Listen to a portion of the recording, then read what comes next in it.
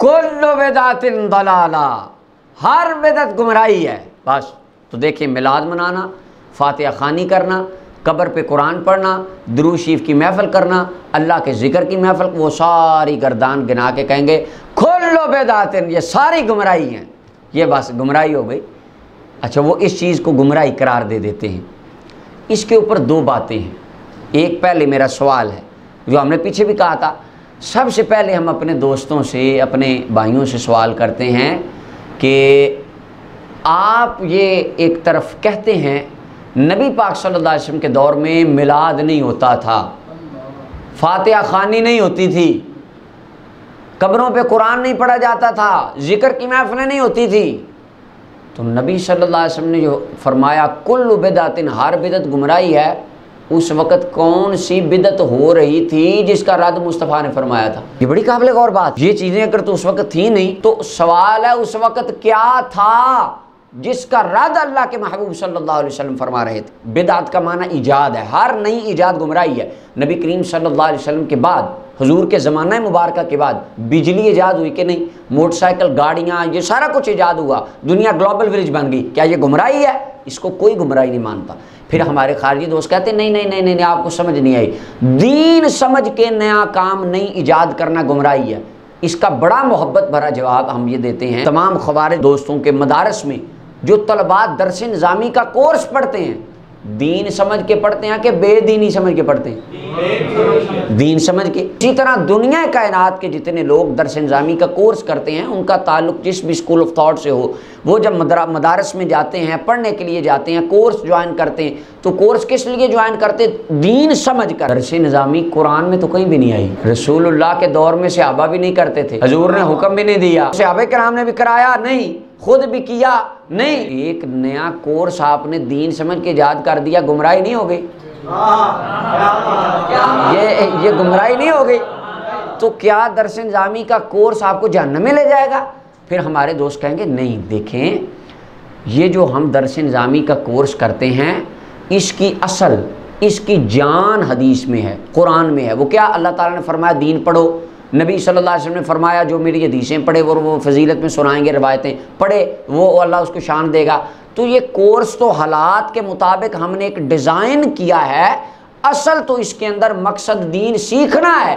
یہی بات ہم کہتے ہیں کہ میلاد کے اندر اصل مقصد تو مصطفیٰ کی شان بیان کرنا ہوتا ہے، آگے پھر اس کے اندر ہم نے جدید حالات کے مطابق اس کو ڈیزائن کیا، لائٹیں لگا لی، کھانا پکا لیا، اصل تو ذکر مصطفیٰ ہوا، اور اس کا قرآن حکم دیتا ہے اور رسول اللہ کی حدیث ذکر دیتی۔ تو اب کل بدعت ضلالہ، ہر بدعت درس نظامی اس میں شامل ہوئی کہ نہ ہوئی؟ تقریب بخاری ہمارے دوست کرتے ہیں یا اللہ مدد کانفرنس، اللہ ہی مشکل کشا کانفرنس، تو ان کانفرنسز میں جو لوگ شریک ہوتے ہیں ثواب سمجھ کے آتے ہیں کہ گناہ سمجھ کے؟ تو ثواب سمجھ کے وہ کام کر رہے ہیں جو قرآن میں نہیں ہے، حدیث میں نہیں ہے، صحابہ نے نہیں کیا، تو آنے والے گمراہ ہوئے کہ نہ ہوئے؟ پھر ان کی آئیڈیالوجی کے مطابق، ہم تو یہ بات نہیں کہتے، یہ الزامی بات ہے، ان کی آئیڈیالوجی کے مطابق وہ بھی گمراہ اور جہنم میں چلے گئے۔ کلو بدعت، تو کہتے ہیں نہیں وہ شامل نہیں، یعنی اس حدیث میں تخصیص وہ بھی کرتے ہیں۔ اب وہ پہلے جو ہم نے سوال ایک چھوڑا تھا اس کا جواب لے لیں، اور یہ بڑا قابل غور ہے۔ نبی کریم صلی اللہ علیہ وسلم کے دور مبارک میں جس وقت یہ بات فرمائی جا رہی تھی کہ ہر بدعت گمراہی ہے، ہر گمراہی جہنم میں لے جائے گی، اس وقت کون سی گمراہی ہو رہی تھی؟ کون سی اس وقت بد عقیدگی اور اس وقت کون سا نیا کام ہو رہا تھا جس کے بارے میں رسول اللہ صلی اللہ علیہ وسلم نے فرمایا یہ گمراہ؟ یہ سوال شروع میں ہم نے کیا، اس کا جواب لے لیں۔ مدینہ طیبہ کا علاقہ تھا، منافقین آقا کریم صلی اللہ علیہ وسلم کی بارگاہ میں آتے اور جناب عزت معاب رسول اللہ صلی اللہ علیہ وسلم کے پاس بیٹھتے، حضور کی باتیں سنتے، واپس چلے جاتے، جا کے اپنی پلاننگ شروع کر دیتے کہ ہم نے نبی صلی اللہ علیہ وسلم کے دین کو مٹانا کیسے ہے، ختم کیسے کرنا ہے۔ اللہ تعالیٰ نے قرآن میں اس کا ذکر کیا، سورہ منافقون کی 8ویں آیت میں، یقولون لئن رجعنا الی المدینہ، وہ کہنے لگے اگر جب ہم جائیں گے واپس مدینے، لا یخرجن الاعز منها الاذل، ہم عزت والے ان رسواؤں کو، کمزوروں کو نکال دیں گے۔ وہ صحابہ کرام کو کمزور سمجھتے تھے اور رسوا کہتے تھے، برا سمجھتے تھے، حالانکہ اوپر سے کلمہ بھی پڑھتے تھے۔ اب آقا کریم صلی اللہ علیہ وسلم ایک نئی سلطنت کی بنیاد رکھے بیٹھے ہیں، اور دین متین کی بنیاد رکھ کے حضور اس کو پھیلانا چاہ رہے ہیں، اور منافق یہ عقیدہ بنا کے پلاننگ کرتے ہیں کہ ہم یہ مٹا دیں گے دین، نبی کو نکال دیں گے، صحابہ کو نکال دیں گے، دین ختم کر دیں گے۔ اور بنو کو جو جب انہوں نے مساق مدینہ توڑا، چکی پھینکنے لگے، اس کی مثال سیرت کی کتابوں میں بھی ملتی ہے۔ اب آپ اپنے سامنے یہ پورا سینیریو رکھ لیں، میرے مصطفیٰ فرماتے ہیں اللہ کا دین آ گیا، دین سچا ہے، تمہاری کتابوں میں اس کا ذکر ہے، میں رب کا سچا نبی ہوں، میرے غلام ہیں، ہم ایک پرامن اسلامی ریاست کی بنیاد رکھنا چاہ رہے ہیں۔ کل بدعت ضلالہ، جو اب یہ گھر میں بیٹھ کے سوچتا ہے نا ہم گرا دیں گے، سلطنت مٹا دیں گے، یہ جو نئی نئی باتیں سوچتے ہیں یہ گمراہ ہیں، اور یہ گمراہ جہنم میں چلے جائیں گے۔ اللہ بھی سدا رہے گا، رب کا دین بھی سدا زندہ رہے گا۔ اب آپ اس سینیریو میں اس حدیث کو لیں، کل بدعت ضلالہ، رسول اللہ صلی اللہ علیہ وسلم منافقین کی بدعقیدگی کا رد فرما رہے تھے کہ ان کا جو عقیدہ تھا وہ برا تھا، اور وہ برا عقیدہ ان کو جہنم میں لے جائے گا۔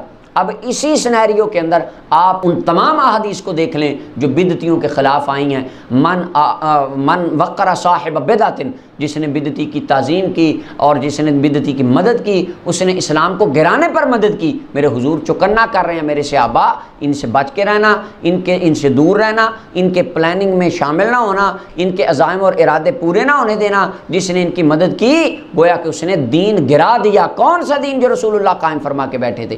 اب دیکھیں جس بدعت کا رد زبان رسالت مآب صلی اللہ علیہ وسلم سے ہو رہا تھا وہ تو اعتقادی بدعت تھی، عقیدے کی بدعت تھی، وہ برے عقیدے کو بدعت کہا جا رہا تھا۔ اور ہمارے بندوں نے وہ رسول اللہ صلی اللہ علیہ وسلم کی حدیثیں جو بدعقیدگی کے بارے میں تھی وہ انہوں نے لگا دی رسول اللہ کے ذکر پر، حضور کے میلاد پر، اور دیگر تمام مسلمانوں کے افعال کے اوپر لگا کے ان کو جہنمی ثابت کر دیا۔ اور آخر میں امام مالک رحمۃ اللہ علیہ کی بات بڑی قابل غور ہے۔ امام مالک رحمۃ اللہ علیہ نے فرمایا، امام رازی نے تفسیر کبیر میں اس کو لکھا ہے، امام مالک رحمۃ اللہ علیہ نے فرمایا یاکم والبدع، بدعتوں سے بچ کے رہو۔ قیل وما البدع یا ابا عبداللہ، پوچھا گیا اے پیارے ابو عبداللہ یہ بدعتیں ہیں کیا؟ قال اہل البدع الذین یتکلمون فی اسماء اللہ وصفاتہ وکلامہ ولا یسکتون عما سکت عنہ الصحابہ والتابعون۔ امام مالک فرماتے ہیں یہ جو بدعقیدہ لوگ ہیں یہ کہتے ہیں اللہ کا ہاتھ ہمارے جیسا ہے، رب کا بھی ایک جسم ہے، اللہ کا بھی ایک چہرہ ہمارے جیسا۔ وہ جو مجسمیہ اور قدریہ اور معتزلہ یہ جتنے بدعقیدہ لوگ تھے جو اللہ کی اسماء و صفات میں کلام کرتے تھے، برا عقیدہ رکھتے تھے، امام مالک فرماتے ہیں یہ بدعتی ہیں۔ اب دیکھیں امام مالک جس بدعت کا رد فرما رہے ہیں وہ عقیدے کی بدعت ہے، اور خارجی جس بدعت کا رد کر رہے ہیں وہ مسلمان جمع ہو کے قرآن پڑھ لیا کہتے ہیں یہ بدعت ہو۔